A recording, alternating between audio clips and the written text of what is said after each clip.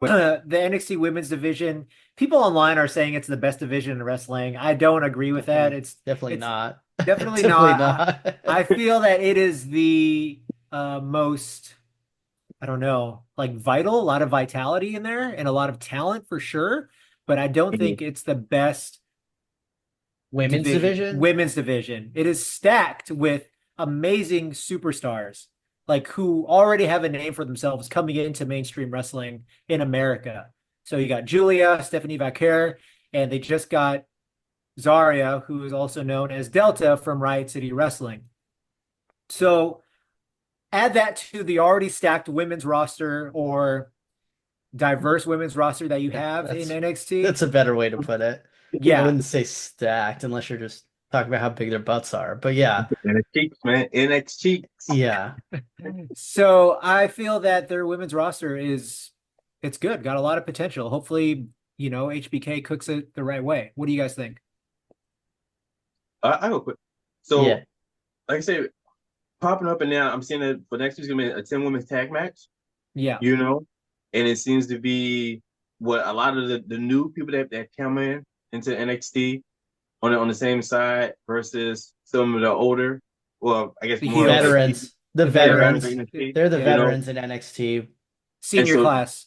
yeah, that's cool to It, see too. You yeah. know, so when we always been talking about just with the main roster for WWE been slacking with the women's division, and it seems like NXT isn't doing that. They know what to do. They have good talent there, and they put on a lot of good matches with the women. You know, and it seems like there's an abundance of talent coming in that division and on NXT, and they use them. I think use them well. You know, and use them how they should be. Hmm. Yep. Yep. Yep. Wait. So yeah, I won't say it's stacked like or the most stacked or like previous to the influx of because I think Zarya, you mean Julia, Stephanie Vaquer, the like those are all I mean major additions. So like they're great. And then they have like Roxanne Perez is awesome. So like just those four are like really good. And they have a lot of people on the women's roster. Hmm. Uh, I wouldn't say it was deep before that influx of talent, personally. Hmm. Like super skilled wise. Like you had a lot of people who were it's a developmental thing. Like I'm not Mm. talking bad about them, but they're getting better and everything. But there's a lot of people who I think are going to be really good or have potential in there. But yeah, it's not the deepest like AEW's women's roster is deeper. SmackDown is better than this division. Like I don't even yeah, I don't think you could argue that in real like seriousness that NXT's women's roster is better. It's the best booked for sure. And Hmm. they it has the most representation. It has 50% or more of every single NXT show. Hmm. And you cannot say this like both Raw, SmackDown, No. and AEW, it feels like, oh, we have to have these women's matches. Um, Hmm.